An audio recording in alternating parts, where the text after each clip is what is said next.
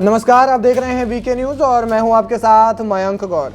Israel और Hamas युद्ध अपने दूसरे चरण में प्रवेश कर चुका है। इस युद्ध में अब तक का अपडेट ये है कि गाजा की संसद को इजराइल ने निशाना बनाया है। हाल ही में इसी संसद पर इजराइल ने अपना झंडा फहराया था। इसके अलावा बंधकों का अब तक पता नहीं चल पाया है और तमाम कोशिशों के बावजूद बंधकों को छोड़ने के मामले में अब तक समझौता नहीं हो पाया है। दुनिया इस युद्ध से होने वाले परिणामों से डरी हुई है, लेकिन इसी बीच दुनिया के सबसे दुर्दांत और खूंखार आतंकवादी ओसामा बिन लादेन का नाम इस युद्ध से जुड़ गया है। लेकिन क्यों? दरअसल ओसामा बिन लादेन का 21 साल पुराना खत इसी बीच वायरल हो रहा है। ये खत टिकटॉक पर वायरल हो रहा है। हालांकि भारत में टिकटॉक बैन है, लेकिन अमेरिका में टिकटॉक पर कोई पाबंदी नहीं है और इसी अमेरिका में ये खत वायरल हो रहा है। इस खत में जो कुछ भी लिखा हुआ है उसे दुनिया भर के लोगों की धड़कनें बढ़ गई है। खासतौर पर अमेरिका की इस खत से टेंशन बढ़ गई है। इस लेटर पर खासा विवाद हो रहा है। टिकटॉक पर साझा इस पत्र को कथित तौर पर 5 मिलियन से ज्यादा लोग देख चुके हैं। टिकटॉक पर इस लेटर को लेकर इतना हंगामा बरपा है कि टिकटॉक ने हैशटैग लेटर टू अमेरिका को अपने सर्च फंक्शन से हटा दिया है। बताया जा रहा है कि इस वायरल लेटर ने इजराइल हमास जंग को और बढ़ा दिया है। इस लेटर का शीर्षक है लेटर टू अमेरिका। यह लेटर सबसे पहले अमेरिकी अखबार की वेबसाइट द गार्जियन पर पोस्ट किया गया था। विवाद अब इतना ज्यादा बढ़ गया है कि गार्जियन ने इसे अपने पेज से हटा दिया और साफ साफ अक्षरों में लिखा। इस पृष्ठ पर पहले एक दस्तावेज प्रदर्शित किया गया था जिसमें अनुवादित ओसामा बिन लादेन के अमेरिकी लोगों को पत्र का पूरा पाठ था, जैसा कि रविवार 24/2002 को ऑब्जर्वर की रिपोर्ट में लिखा गया था।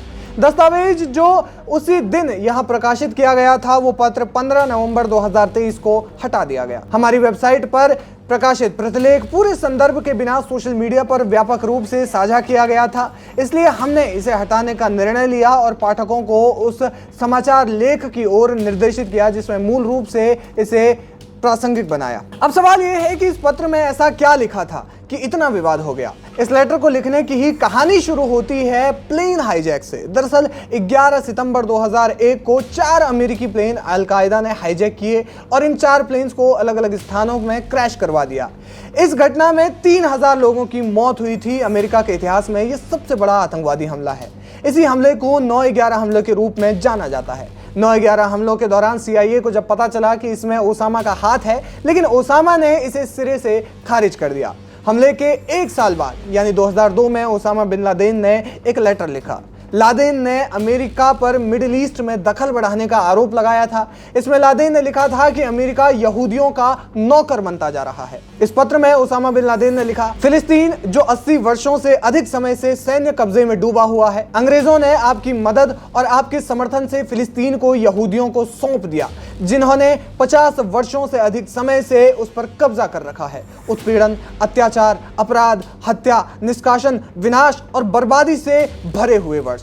इजराइल का निर्माण और निरंतरता सबसे बड़े अपराधों में से एक है और आप इसके अपराधियों के नेता हैं। और निश्चित रूप से इजराइल के लिए अमेरिकी समर्थन की डिग्री को समझाने और साबित करने की कोई आवश्यकता नहीं है। इजराइल का निर्माण एक अपराध है जिसे मिटा दिया जाना चाहिए, हर उस व्यक्ति को जिसके हाथ देश में प्रदूषित हो गए हैं। इस अपराध के प्रति उसकी कीमत चुकानी होगी और इसकी भारी कीमत चुकानी होगी।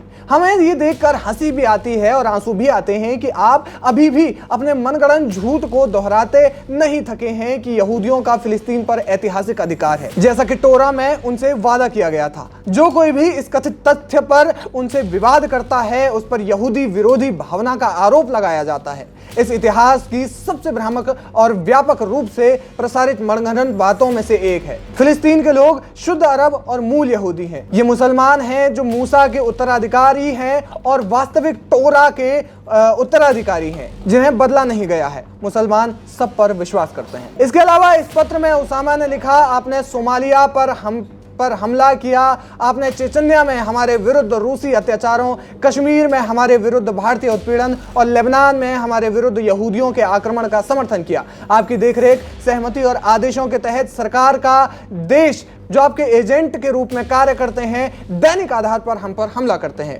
यह लेटर खासा लंबा है, लेकिन इंटरनेट पर इससे हटाया जा रहा है। हमने इस पत्र की कुछ बातें आपको बताई और अब इस पत्र को इजराइल हमास युद्ध से जोड़कर इसलिए देखा जा रहा है कि फिलिस्तीन का समर्थन करने वाले कई लोगों को इजराइल को लेकर लिखी गई ओसामा की बातें ठीक लग रही है। कुल मिलाकर दुनिया के तमाम आतंकियों और तमाम मुस्लिम देशों की तरह ही ओसामा ने फिलिस्तीन का समर्थन करते हुए इजराइल और अमेरिका को ही गलत ठहराया है। इस पत्र में कश्मीर को लेकर के भी बात लिखी गई है और इसमें भारत को गलत ठहराया गया है। हालांकि कश्मीर की स्थिति उस दौर के बाद से कितनी बेहतर हुई है ये पूरी दुनिया जानती है। इस लेटर के वायरल होने के बाद सोशल मीडिया पर खासा विवाद हो रहा है। आपकी इस पत्र पर क्या है राय, हमें कमेंट करके जरूर बताएं। वीके न्यूज, राष्ट्र के नाम।